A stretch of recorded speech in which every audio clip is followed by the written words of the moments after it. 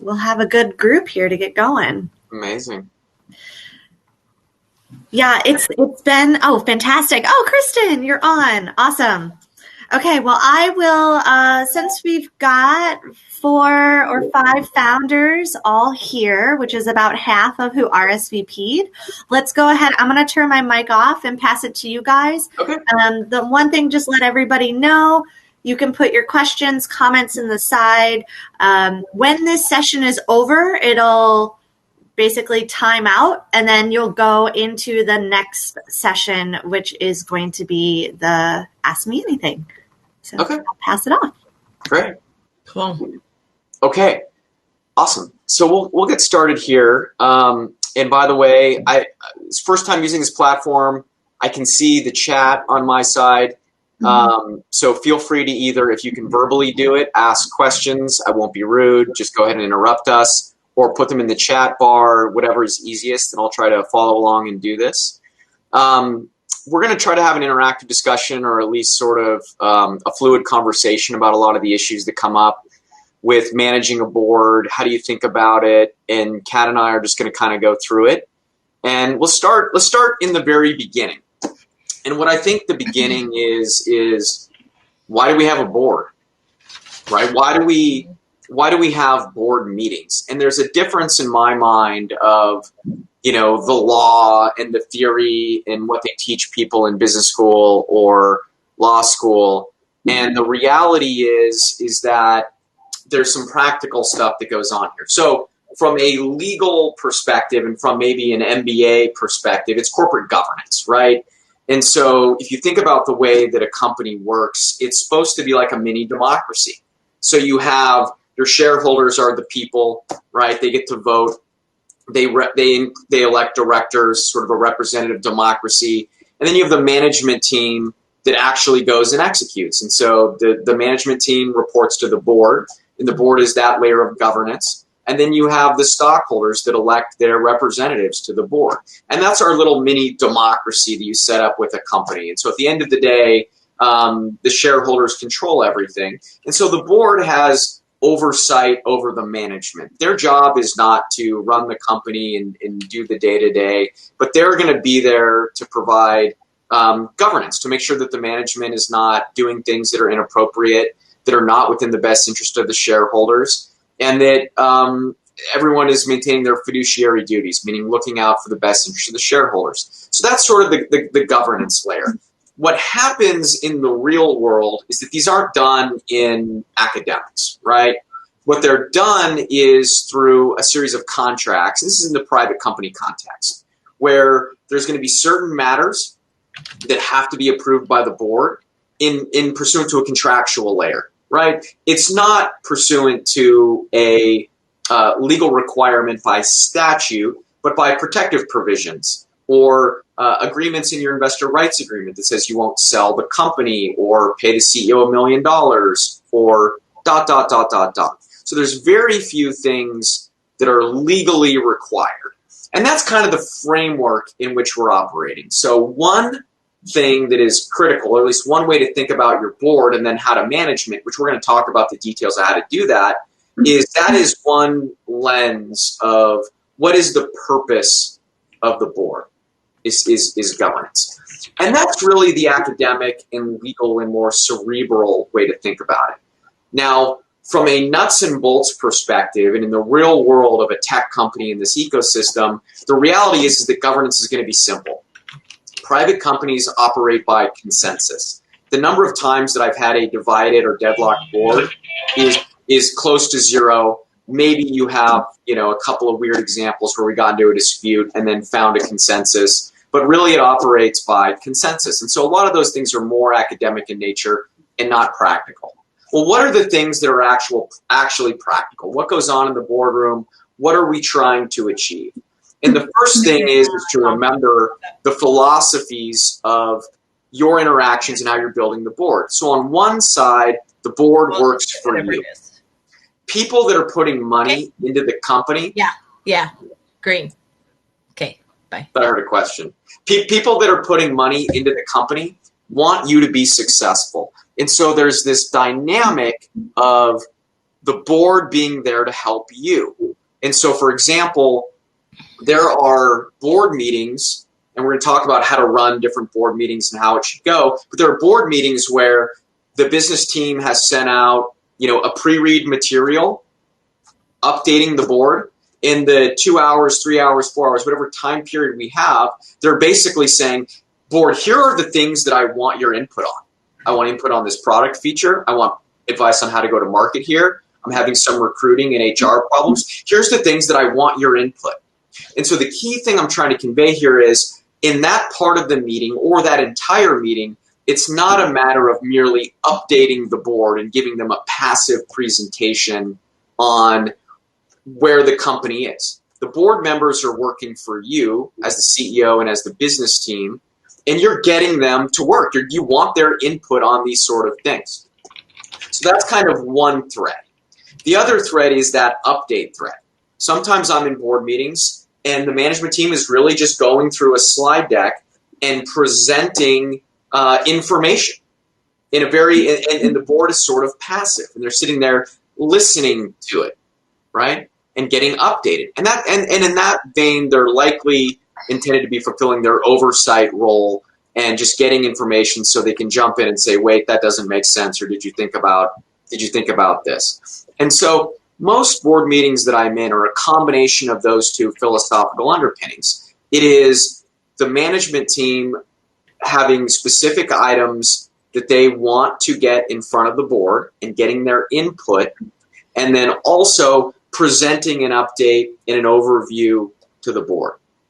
And I'll pause there. That's kind of before we get into the nuts and bolts and execution stuff, that's really the philosophical underpinnings of why we have a board. The nuts and bolts is to what goes on in a board meeting and how people think about it from a philosophical perspective. And so I'll pause there. Kat, is there anything that you want to add to that before we sort of switch gears into some of the other topics? No, I think you covered it well. Any questions from the group here on that sort of topic? Okay, seeing none.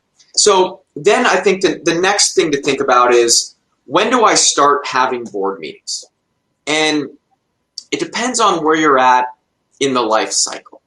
And so to start, you have a business plan and a dream. Maybe you and your co-founders are the board. And oftentimes I get, we'll be doing our first round of financing or a safe round or whatever it is. And my sort of entrepreneur team will reach out and go, hey, the VCs here, they want to know who's on the board. I told them we don't have a board. And the answer is, you have a board. It's just not functioning because it's really us and us. And so in these early days, there's not a lot of point to a board meeting when it's just sort of us and us. And so my really early startups, we don't have a normal sequence of board meetings. So we're going to talk about what that looks like. So in the early days, there's really not a functioning board.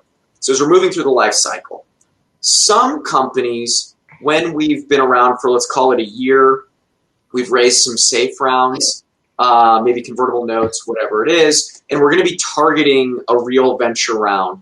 Some companies that want to get into that muscle memory and start to do that will actually start to hold, regularly scheduled board meetings sort of once a quarter. Maybe we're holding one or two before the first Series A. And it can feel a little bit awkward because it's, CEO, CTO, and maybe one other person and me, right? And so I'm the only one that's not sort of in the, company every single day, 12 hours a day. But really, it provides some good process. And what we'll sort of go through in those meetings are the things that we would do: approve options, go over the business, but it's safe, right? It's just me. I'm on your team. It's just our CEO and CTO. And so oftentimes we go like, Andy, what is the process for approving an option? We want to approve options. How would we do this? Andy, we want to talk about these product lines and these features. How do you normally see the business team, the leadership team present that? How do they do that? And it's almost like a practice run.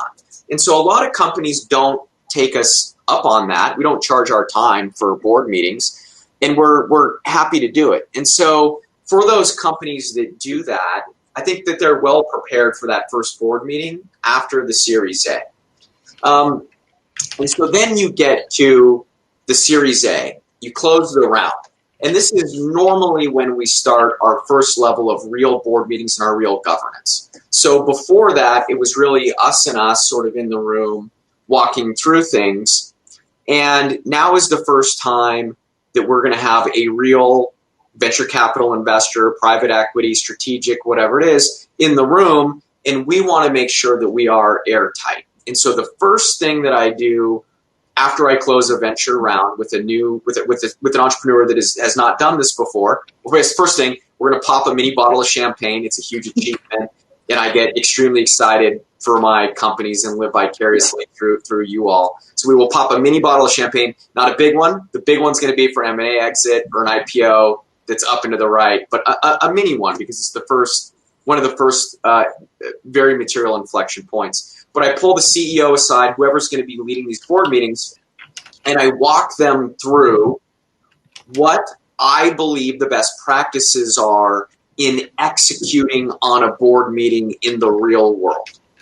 And that's really what I want this conversation to be about, is that topic and those points about how we talk to and advise our young entrepreneurs that haven't done this before in executing on that first real board meeting. So the context, the academics, the life cycle was all sort of setting the stage for this conversation. My phone rings.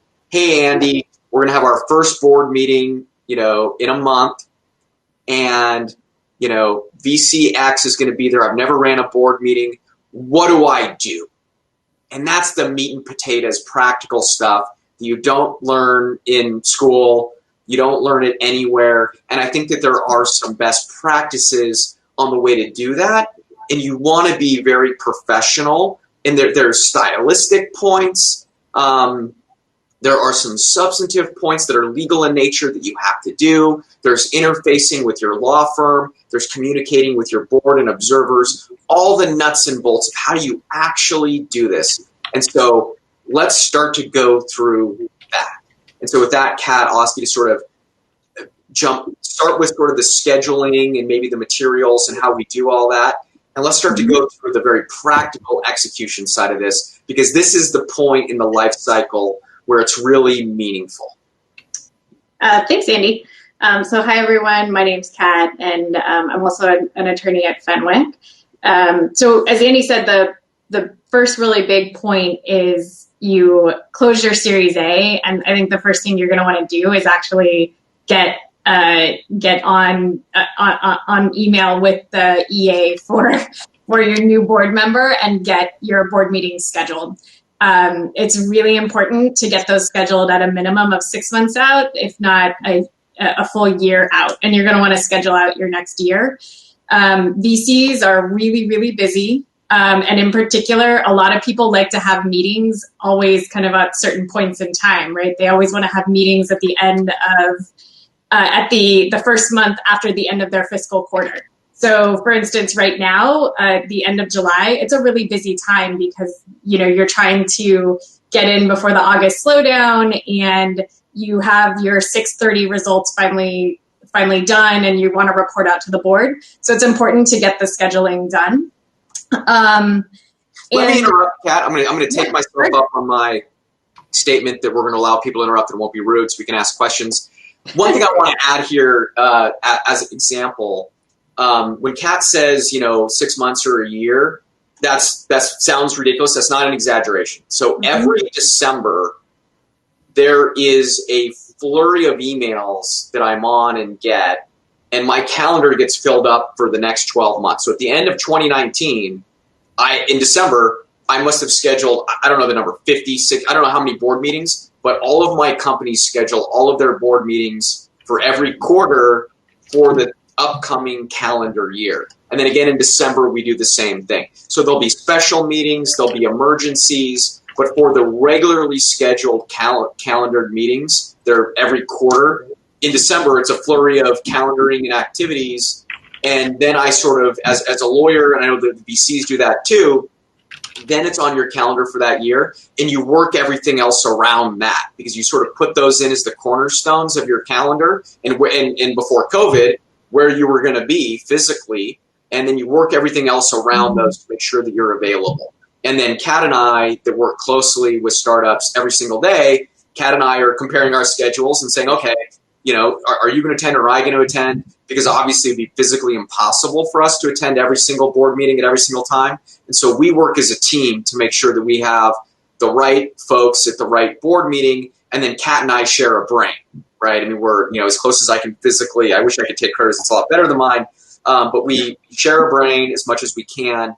And that advanced coordination is critical for everyone, for us, for you, and for the VCs to be able to do this in a responsible way and making sure that we hold those slots. Because when I have companies that sort of want to do it in a more ad hoc way, and they just sort of say, hey, are you going to be available next week or the week after for a 4-hour block on a Tuesday? The answer is going to be no. I mean, not because I don't want to do it, but because our calendars are filled up so far in advance for blocks that long that most of the time, professional investors, lawyers, we have hours here, 30 minutes there that we're putting on our calendar to deal with deals and things that come up. But a 4-hour block on my calendar doesn't exist for the rest of 2020. It's not there. And so you literally can't do it without a conflict. Yeah. So now that you've scheduled, I think the next big piece is the preparation for the meeting. And one of the most critical pieces for that preparation is creating the board deck.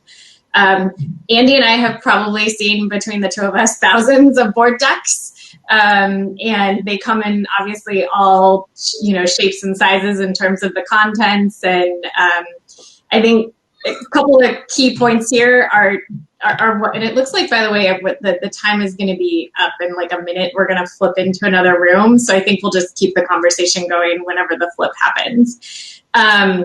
But in terms of content, you sometimes will see these massive decks, and you need to think about, like, is that actually the deck that I'm going to present to my board? And oftentimes it's going to be way too much material. And so I think for some companies in particular, when you have a lot of material to cover, it's worth actually putting some thought and time into it to have kind of the larger deck with all of the in-depth materials and the appendices and the every the balance sheet and the income statement and cash flows and all of that all in a large deck, and then considering putting together a smaller actual deck that focuses on the materials that because the time to talk is ending. I just want to I don't know if we keep going or not. But you might have a smaller deck that you actually present on that has the topics of focus for your particular meeting, and that also when you're putting together the board materials, you also want to make sure that you're not doing it at the very last minute. The number of times that you see board decks go out at like 1 a.m., basically the day of the meeting, is unfortunate. There's nothing that irritates board members more than not getting enough time to actually flip through the materials. So you should always be striving to deliver board materials, ideally like at least 48 hours, but at a minimum of 36 hours beforehand. So I'll interrupt again. What I tell my business teams, and what some VCs will expect, is a full week. Now, that's certainly aspirational. In the wild, I don't think I have a company that gets it out a week in advance. But I tell people that they should target that. And I have some VCs that are, a little, the curmudgeon is the right way to describe it. Yeah, they're just stiff, ornery, crusty people. And so if you target a week and miss, and it's going to be, a couple days in advance, you're going to be in good company. But, sooner rather than later. And when it is set out at 1 o'clock or even 48 hours, 24 hours before, sometimes I'm sitting there and that's the first item of the agenda is you need to get your shit together and get us a board deck earlier because I'm extremely busy and I had a bunch of questions, and you can't drop this on us 24 hours before the meeting and expect us to read it. You need to get your shit together. And that's oftentimes the first part. And you're like, okay, great start to the meeting. Right? Right. Okay. What's next? Right. And so so it's unfortunately the process, fortunately or unfortunately, the process here is oftentimes more important than the substance. Obviously, how the company's doing, the financials, all that kind of stuff is critical. But if you are disorganized and sending out materials the night before, they will be viewed in a light that you are disorganized and don't have your ducks in a row. And when you are sending things out in a very thoughtful way, like a week in advance, and you miss a quarter, people it's going to be viewed, and you're going to be like, hey, super thoughtful leader, like we missed our quarter because of COVID or whatever, and we're organized and proactive in getting you the information. It's just more well received in that context. And so put energy into the process, and it might not be immediately obvious how important that is. And so that's why I wanted to interrupt and flag it's critical. And so if you're working on these materials, now the question becomes like, what do you actually stick in your board deck? And these are materials that are going to evolve over time. And so I'd say, again, you just finished your Series A and you're prepping for your first meeting. I would say kind of a conventional deck that you're going to present to your board is going to contain, hopefully an agenda slide. Very commonly, you'll see at the very front kind of like a highlights and lowlights section where it's a preview of kind of what's happened since we last met, the great things that have happened for the company, and then the not so great things that have happened for the company. After that, there's typically like a business progress update. So this is where either the CEO, and we can talk a little later about whether or not you want to bring in management, but the CEO will present on what's going on with the product, what's going on with the sales function, what's going on in the technology, and reporting out kind of on any key KPIs that the company is tracking against. And this is one where the content of the board deck's got to evolve based on the feedback that you're getting from your board members in the meeting. So if in your first meeting you're talking about the sales function, and new James Smith board member says like, well, as part of the sales function, I really need you to be reporting on, let's say CAC. Then you need to take that mental note and remember for the next time that you present on sales that you're now responding to that KPI need that particular board member has. So you're going to have that progress reporting. Then typically there's also... Can I interrupt you, Kat? Yeah, Mind if I interrupt a couple points? Yeah.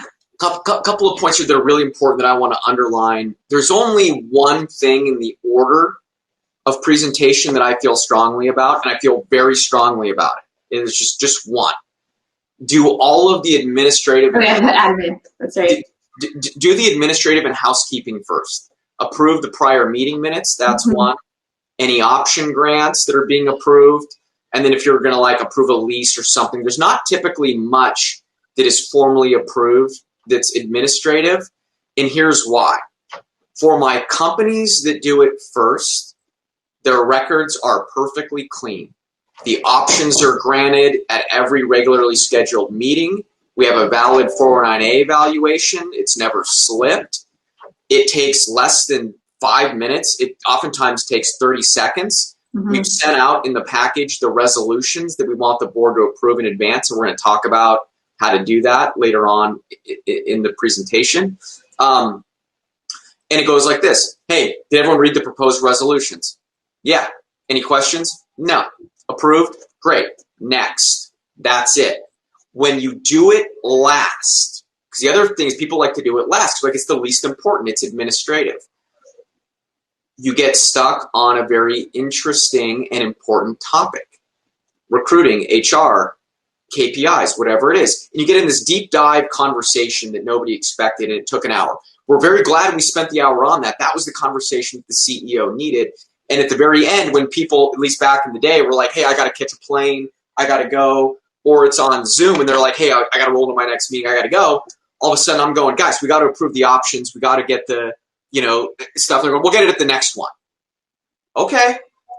That happens at 2 meetings. Now it's been 6 months and you've never approved the prior meeting minutes. Your options were not granted in a timely fashion. Everything gets mucked up and it just takes 30 seconds at the very beginning to do it.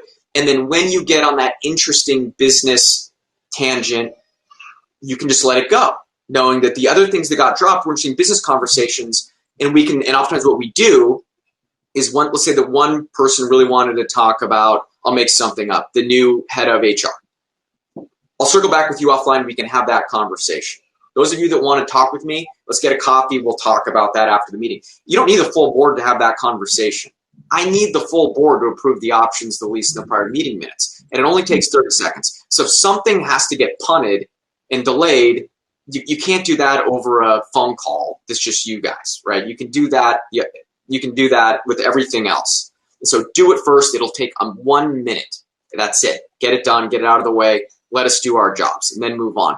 The other thing here that Kat was talking about is very frequently, board members will want some sort of information presented in a specific way.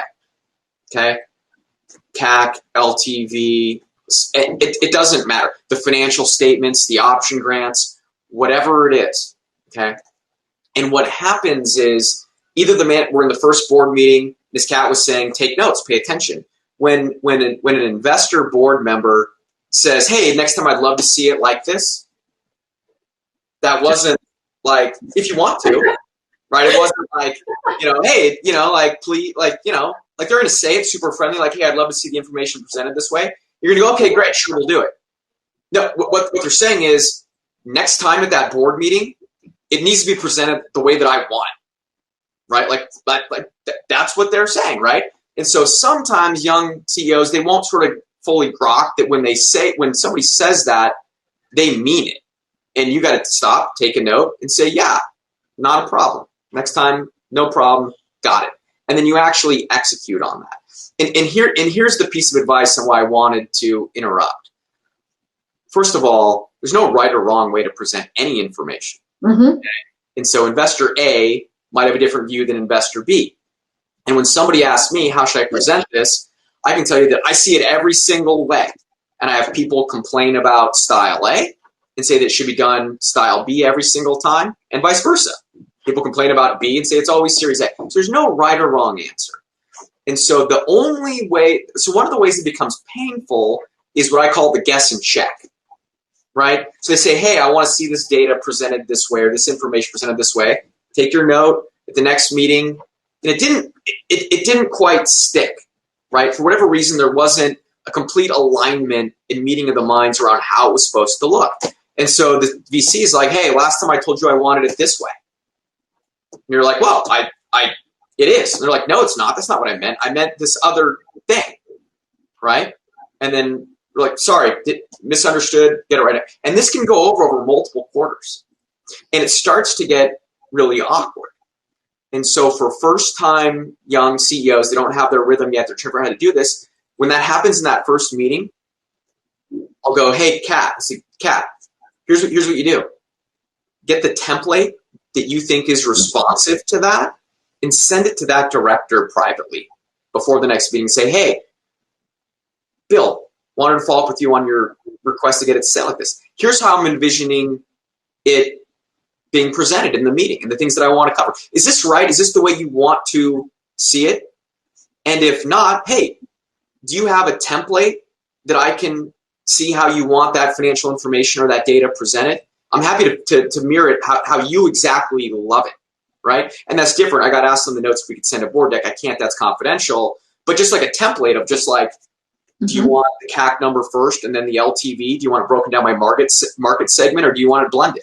Like little details like that, and just get all that done privately. And that way, when you go to the next meeting, there is no question that you responded to the request, that the information is presented exactly as they were presented. And if they're still grumpy about it, I love it when our business team says, hey, look, we've got a lot to cover in this meeting. I connected with you offline. I got this the way that I thought you wanted to see it. Let's take this offline and do that again and make sure that it's right for the next one. I'm not a mind reader. And so there's a way to be sort of diplomatic about it, but not passive. And so proactively managing your board through these little tiny things is the difference between running a really good board meeting and an awkward and, frankly, bad board meeting. And it takes just a little bit of energy, proactively reaching out and being responsive, because once you get all this nailed, it'll be on autopilot. So it's just those first couple of meetings where you're sorting out how people want things that sort of make or break it. And you can either look like an amateur or you can look like a pro. And it's just a little bit of extra step to make sure that you're confirming with people and doing it in the right way. That's it, Kat. Go ahead and keep trying. Yeah. No, and Andy, thanks for mentioning the admin piece, just because, yesterday I was sitting in a board meeting, the admin piece was left to the very end and people had to suddenly start dropping off and we didn't get, a number of actually pretty important things approved. And so now I have to figure out, I got to put together a UWC. It frankly, it costs you a little bit of extra money because now the lawyers have to actually go out and go hunt down signatures from people. So it doesn't take long, and it is a very good thing to just lead with, get it out of the way while everyone is still present.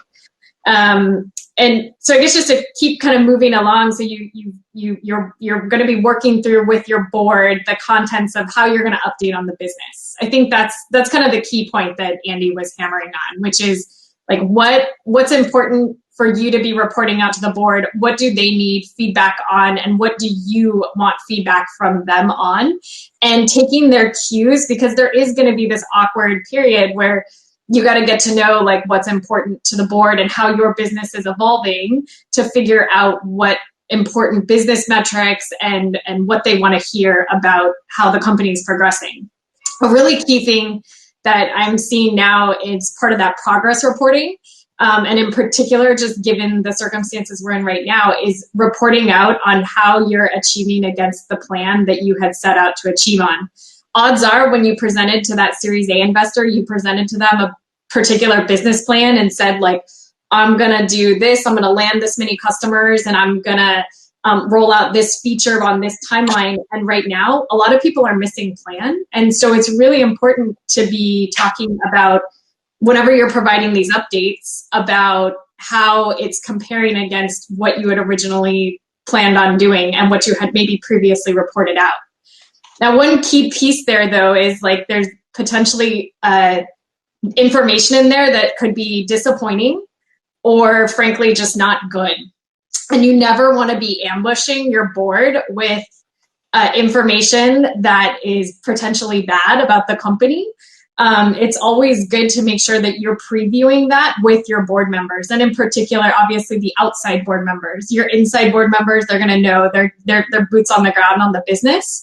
But you should be putting in, a phone call and having an email exchange, but preferably probably a Zoom or a phone call with your outside board members and maybe even observers to give them a heads up about hey, things haven't really been going well. I'm trying to pull this lever and that lever and this lever. And so they're not taken by surprise, so that when you all finally do get into the virtual board meeting, you can have a much more productive conversation that isn't focused on what happened and and you're just drilling into this. And instead you can be more proactive about either having a more productive discussion about addressing the issue or a more productive discussion about how we're going to solve it.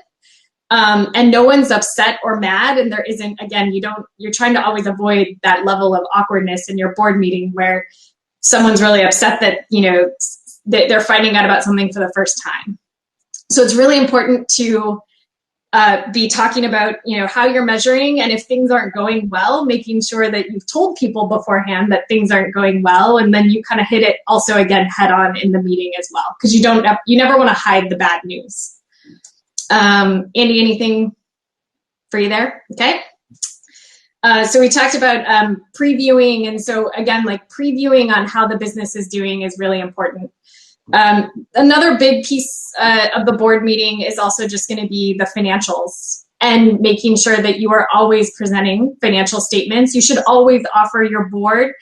It doesn't have to be in the main deck, but in maybe that ancillary appendice deck. You should always be providing a balance sheet and income statement and cash flows if you can. Just push it out of QuickBooks, put it in there. There is always going to be that one board member who really wants to deep dive into your financial statements.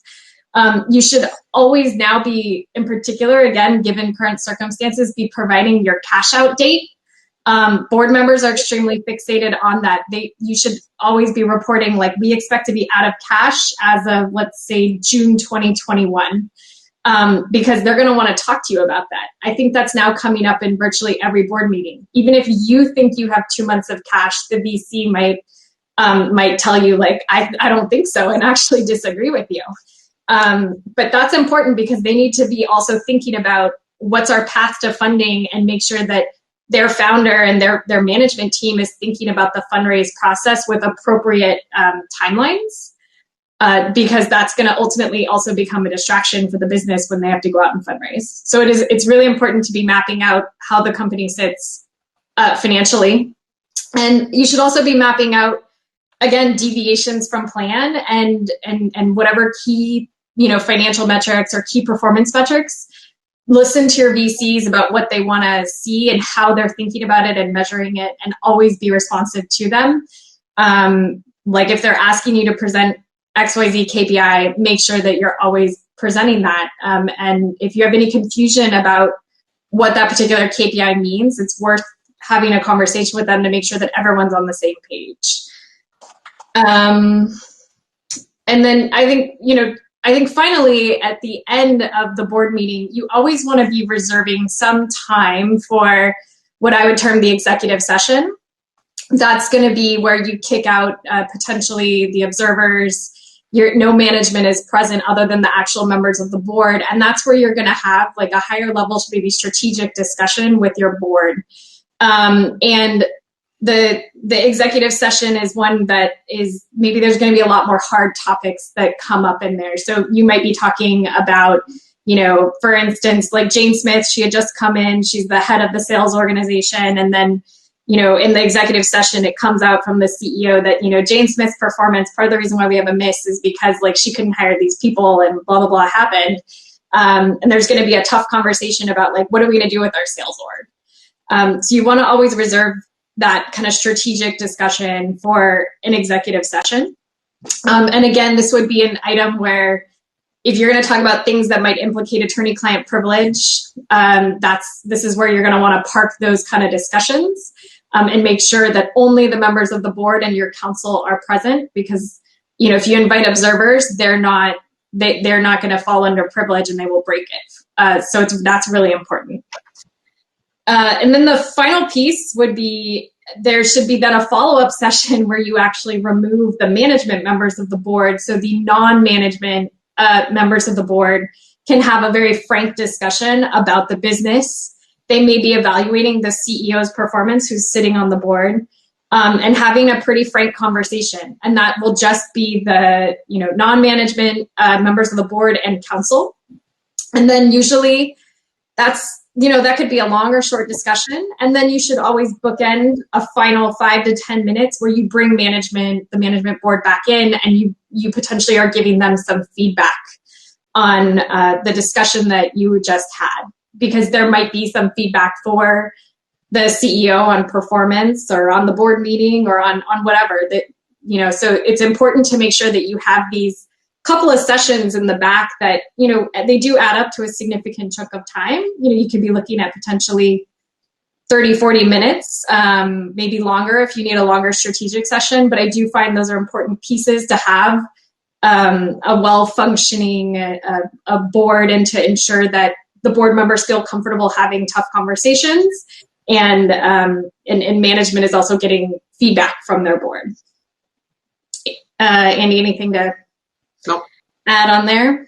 So I think in terms of just like, again, organizing the meeting, I think it's a bit up to you about how you want to invite other people to do some of these presentations. Sometimes the CEO is going to deliver every single presentation and update about the business, and other times they're going to be bringing in, here comes our CTO for the technology update, and here comes our CPO for product.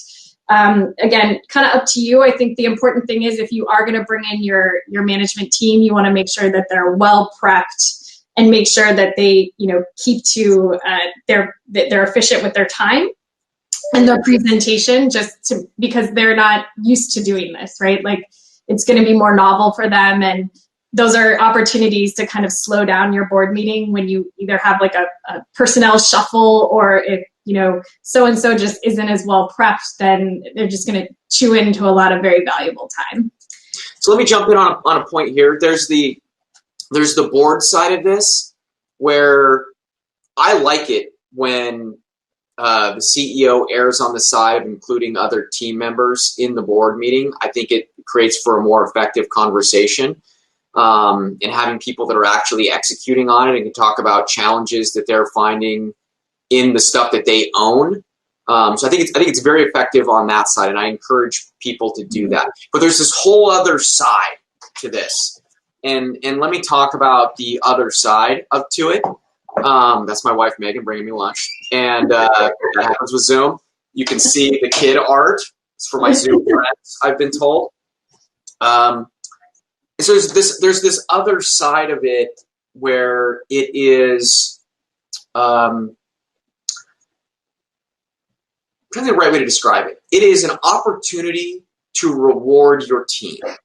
And so some board meetings are very exclusive, and it's just, the board, the observers, me, and the CEO, right? And heaven forbid would a junior level person ever find their way in there. It's a big, scary thing.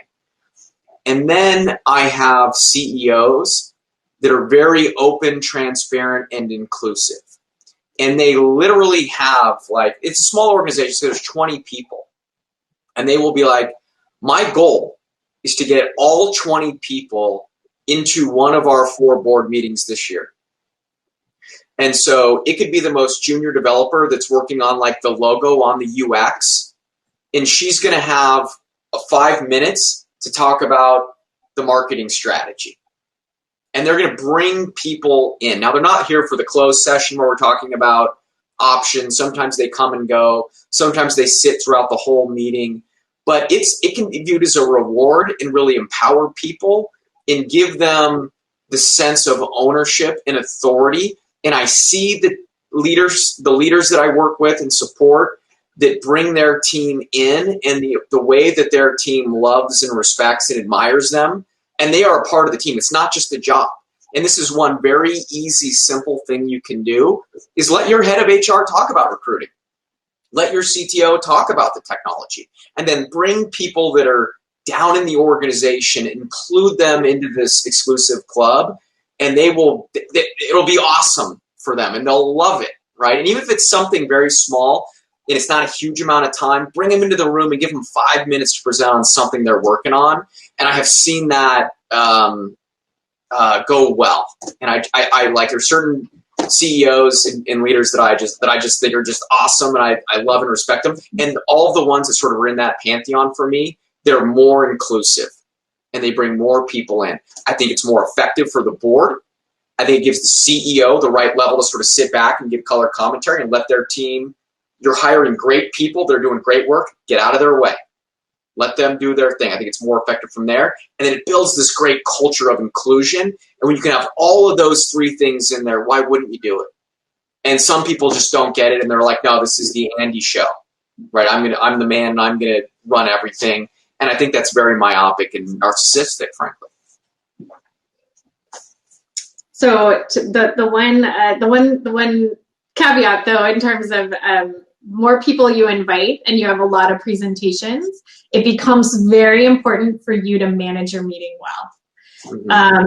And so oftentimes what I'll see is if Andy and I, for instance, we have a client here in Seattle, and I would say for their first maybe 3 or 4 board meetings, and they have a pretty regular cadence. They do them about every 6 weeks.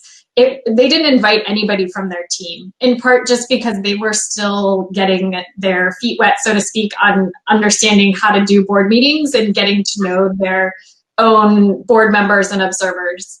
But now they're they're inviting their team members because they understand the cadence of the meeting, and the meeting has kind of a prescribed way that it gets run. And it's been really nice for them to also demonstrate the capabilities of their team and actually show proof in the pudding of all of the topics that they were discussing. meaning, we're planning to do this and this and this, and then you actually show the people who are executing on it and letting them demonstrate that execution. It's a nice way, as Andy said, to build confidence in your team and also instill confidence in your board that the company is going in the right direction. But the management piece is so important. I can't stress this one actually enough, where managing the time of the board meeting is so critical, because as Andy said, like pre-COVID and even now, most board members, like especially if they're coming from not a local spot, they got a plane to catch, or they're just coming from, another plane. And, if you tell them the board meeting's 3 hours, that board meeting had better be 3 hours. You shouldn't be banking on, we'll have 30 minutes of give or take at the end.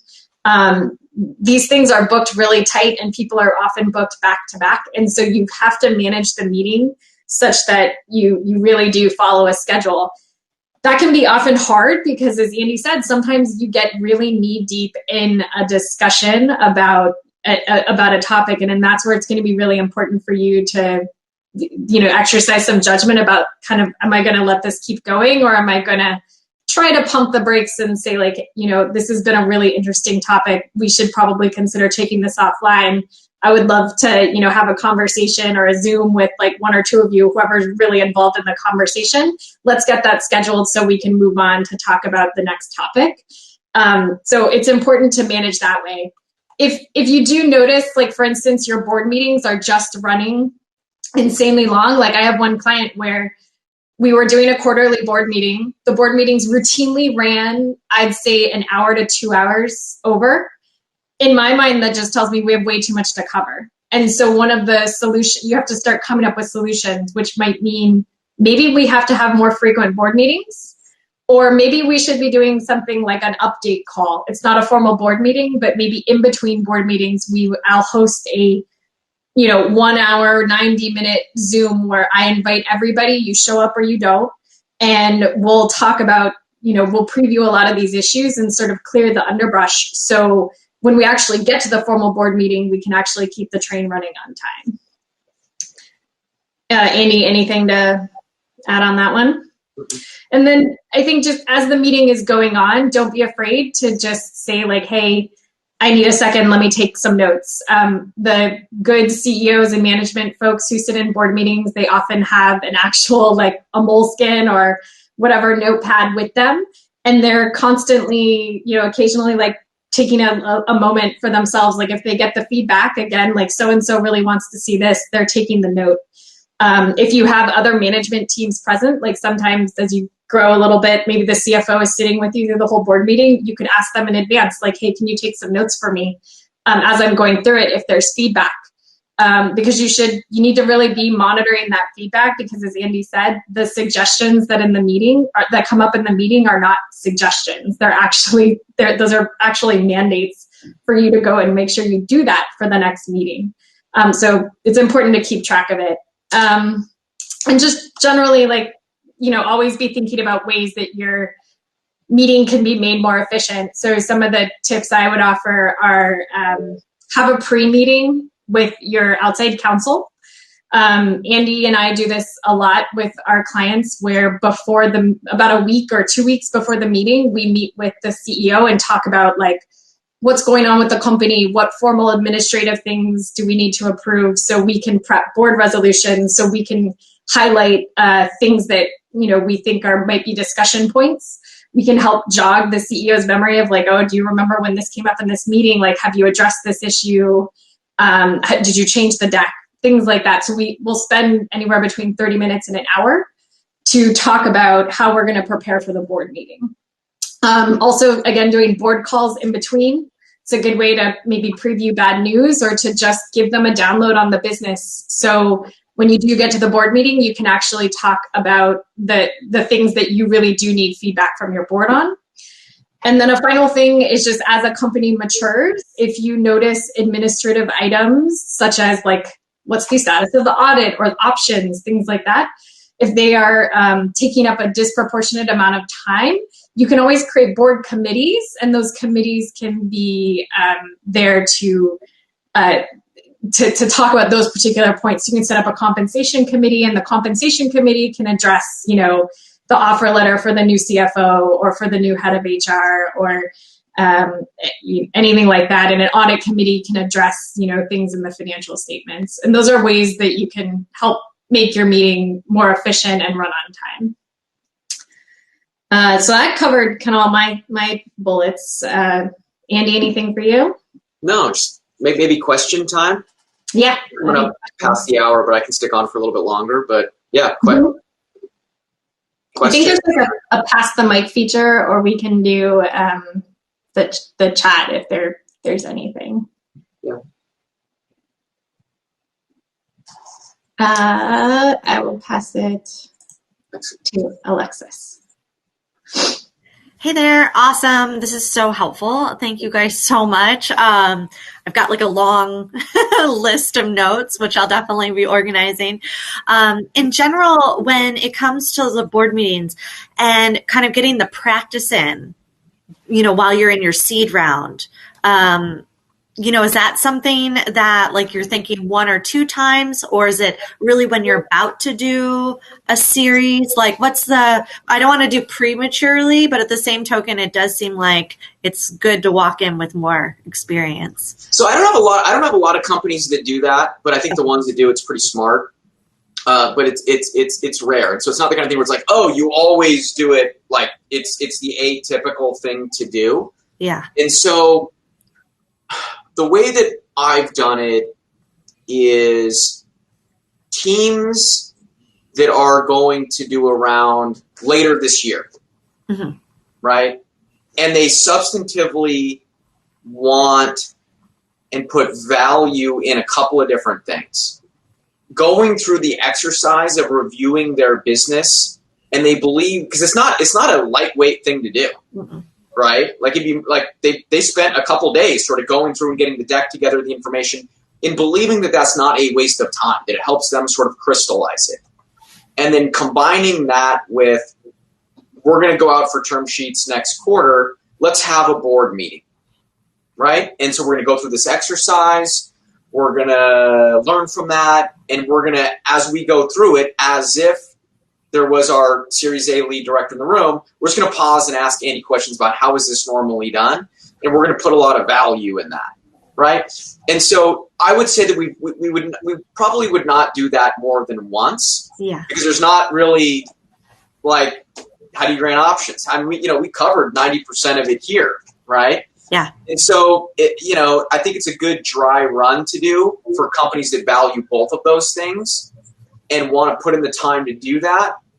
I would do it once, because I can just get on the phone with somebody 2 weeks before the board meeting and be like, okay, here's how I think the first meeting should go. Here's the things that are predictable that might come up in ... And I can really convey that information in a 30-minute conversation. And so it's really people that value the process and all that kind of stuff and really want to do it that way. And it's rare. But the conversation with me or Kat before the first board meeting, I basically require that, right? Like it's like, that one's not optional. I'm like, okay, if you haven't reached out to me and we got a board meeting in 2 weeks and it's our first one, like I'm coming to you and I'm getting in your kitchen, right? I'm going to be like, here's how this needs to go, right? And so, yeah, so it's going to happen either way. That's awesome. You might also want to take advantage, like a lot of pre-seed companies kind of have a little army of advisors. And if there's like 1 or 2 advisors that are really critical to your business and have demonstrated a lot of value add and they get it, you might want to consider having a little bit of a dry run with them as well and get their feedback, because oftentimes advisors are sitting in a lot of boardrooms or they're experienced entrepreneurs who've been in your shoes. So they can help give you some feedback on, because they know your business, right? They'll help you maybe put together the contents of your deck and like how you should go about presenting it. So that might help give you a nice framework for how to actually present your business, right? Because like Angie and I, like we can give you input on, what we typically see and what we recommend and like what you're gonna have to legally do. But that advisor who's probably been in a trench with you since you started, is going to know a lot more about your business and what's important and what are the levers. So that could also be another good use for them as well. And let me add one thing to that. Kat's absolutely right, but I would say that's going to be more on the substance. Be very careful with advisors. Okay? and the reason for that is, look, I mean, I sort of say this tongue in cheek. I sit in board meetings for a living. I mean, I am in at least one, usually multiple board meetings every single week, 53 weeks a year. I mean, like, yeah, I mean, that's what I'm doing, right? And so even if you are a very seasoned entrepreneur, you're having 4 a year, right? And for one company, right? I represent companies from around the world, New York, San Francisco, I mean, all over the place, right? And so oftentimes there's a good, smart advisor that wants to be helpful, but their experience band is very narrow. And they're saying, hey guys, it's always done this way. And I'm going, no. Like, it's definitely always done that way for your company, right? Or the like one company that you're on the board for, but don't do that. Like, that's terrible. Don't do that, right? And so oftentimes I'm a little bit nervous with advisors, not because they aren't good, smart people with lots to add, but just their reps aren't the same on the process. You don't want to ask, you don't want me to run your marketing department. You don't want me to help you, your sales department, right? I'm not going to say anything on that.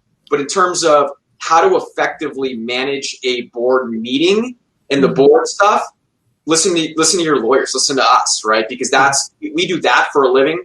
When you get into like what is the appropriate CAC to LTV ratio for doubling down on your radio spend, right? Like, you know, I'm thinking about the Seahawks or something, right? Like I'm not going to help you there.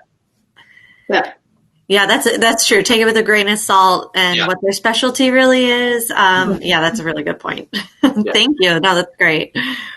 And I think we're actually at like 1 o'clock now. We can switch over to a quick mingle so people at the event can meet each other if there aren't any more questions. But the questions are the most important part since, having Andy and Kat here, we want to take full advantage. So I'll step away and see if anybody else has more questions.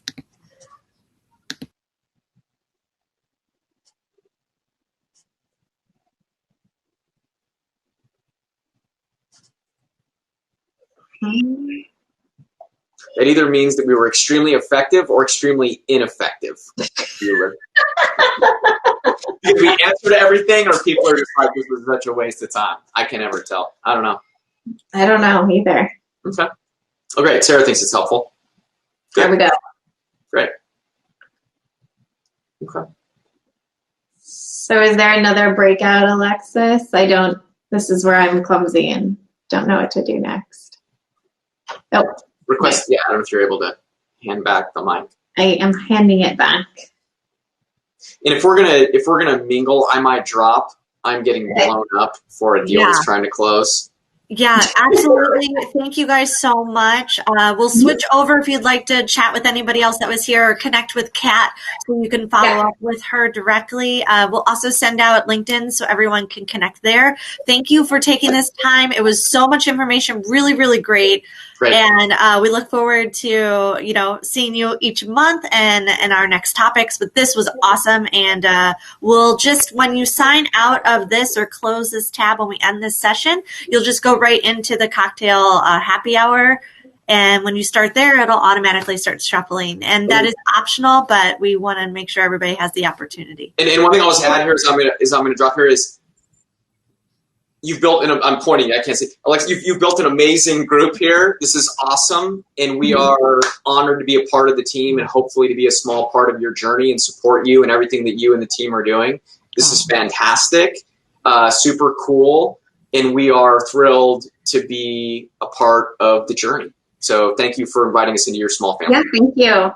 Thank you. Yeah, we feel the same. We really appreciate it. Go get those deals, Andy. I will.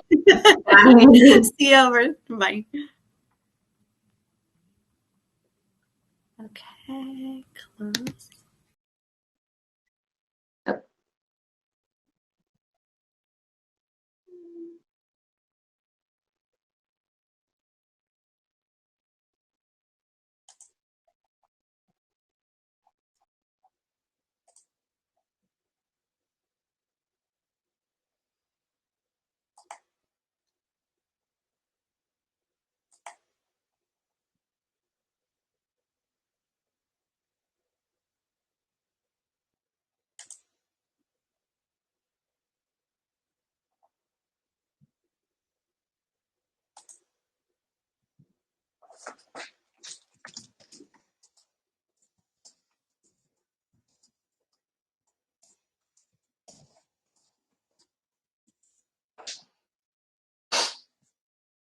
Hmm.